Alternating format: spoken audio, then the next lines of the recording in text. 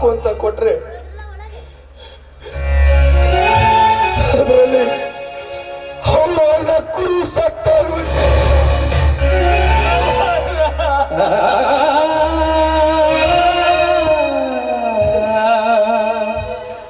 ಎಂತ ಕೆಲಸ ಮಾಡಿದ್ರಿ ಅಪ್ಪ?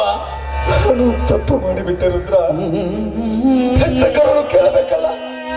ಎಂತ ಮಗನಿಗೆ ವಿಷ ಹಾಕಿ ಕೊಲ್ಲುವಾಗ ಹೇಗೆ ನರಳಾಡಿರುವೆ ರುದ್ರ ಕರುಳು.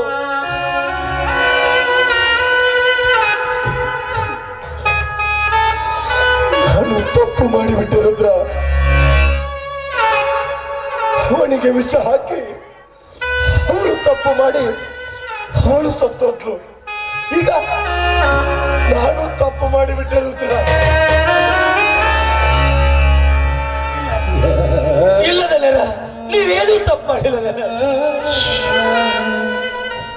ನಿನಗೆ ಅವತ್ತು ಹೇಳಿದ್ದೆ ತಾನೆ, ತಪ್ಪು ಮಾಡಿರೋನಿಗೆ ಶಿಕ್ಷೆ ಕೊಡ್ತೀನಿ ಅಂತ ಹೇಳಿದ್ದೆ ತಾನೆ.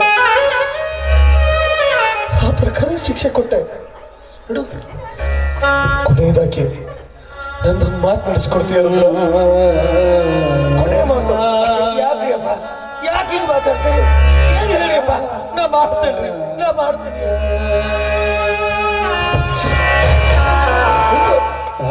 ಇದು ನನ್ನ ರುದ್ರ ಅಂದ್ರೆ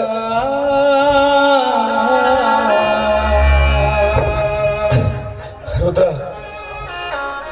ನ್ಯಾಯ ಅಂತ ಈ ಬೆಟ್ಟಪ್ಪನ ಮನೆ ಬಾಗಿಲಿಗೆ ಬಂದವರು ಯಾವತ್ತು ಬರಿಗೈಯಿಂದ ಹೋಗಿಲ್ಲ ರುದ್ರ. ಮುಂದೇನು ಹೋಗಬಾರ್ದು. ಇದನ್ನ ನೀಗಿಸಿಕೊಂಡು ತೂಗಿಸಿಕೊಂಡು ಹೋಗ್ಬೇಕಾದವನು ನೀನು ರುದ್ರ. ಏನು ಹೇಳಕತ್ತೀನಿ? ನೀನು ಇಲ್ಲಪ್ಪ, ನಾನು ಹೇಳ್ತೀನಿ, ನೀನು ಕೇಳಬೇಕಷ್ಟೇ.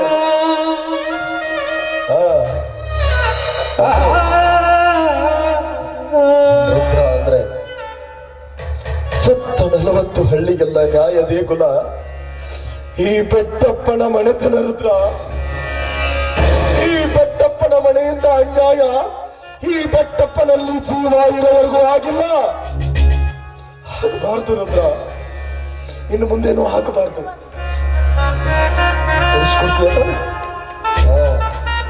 ಅದು ಆಯ್ತಪ್ಪ. ನನ್ ರುದ್ರ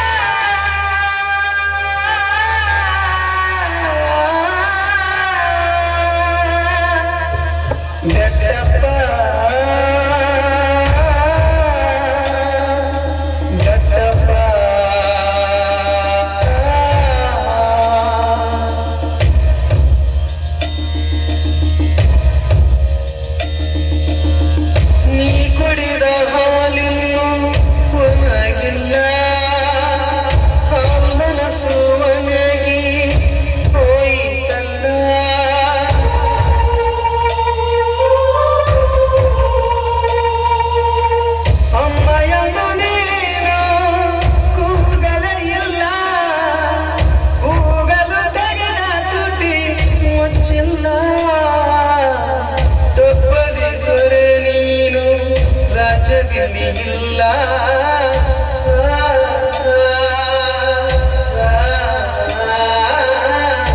ತಪ್ಪಲಿದರೆ ನೀನು ರಾಜ್ಯದಲ್ಲಿ ಇಲ್ಲ ನಿಮ್ಮುಸಿರ ದುಃಖವನು